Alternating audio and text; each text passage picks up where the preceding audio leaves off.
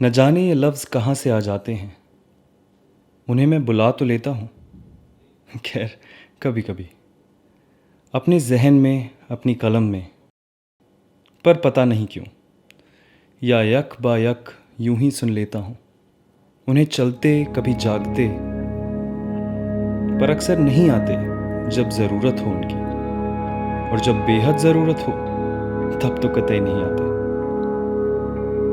तुम जितनी बार पूछते हो कि तुम्हें हुआ क्या है, उतनी बार एक नई नज़्म जागती है और उतनी ही बार अनकही रह जाती है, क्योंकि लफ्ज़ अब दगाबाज लगते हैं। खामोशी से इश्क बढ़ता जाता है, ठीक वैसे ही जैसे मेरा बढ़ता इश्क खामोश सा होता जा रहा है। खामोश, पर शायद इकलौती वो चीज़ जो खोखली नहीं है, दोगली नहीं है। बाकी हर चीज़ की तरह शायद हमें भी अब खामोश हो जाना चाहिए।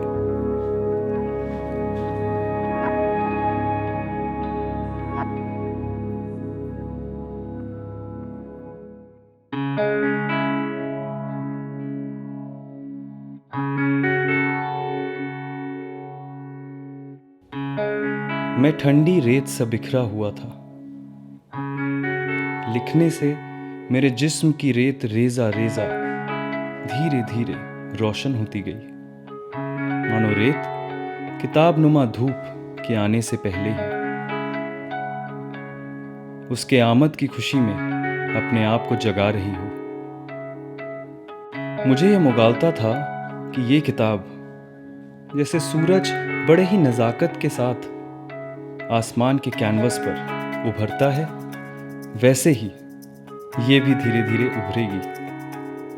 मगर नहीं, ये तो ऐसे आई गोया एक पल थी ही नहीं, और पलक मिलते ही ज़हन और दिमाग पर होकर हावी हो गई। मेरा जिस्म और रूह जैसे एक हो गए। लिखते लिखते मैं भीड़ से कुछ ज़्यादा ही दूर आ गया, पर तुम जिस्मानी ना रहकर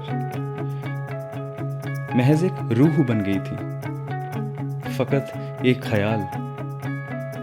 मैंने उस ख्याल को सीपियों में देखा, और अब सीपियां मायनों की तरह जमा कर रहा हूं। मायनों का एक घर बनाऊंगा शायद। कुछ मुलायम सी हैं, छूते ही टूट गई। कुछ इतनी सख्त कि कोशिश के बाद भी न टूटी। तो सीपियां मानी हैं, और ये समंदर इनको अपने अंदर रखता है। शायद ये लहरें वक्त है, और ये मानी वक्त में खो जाती है।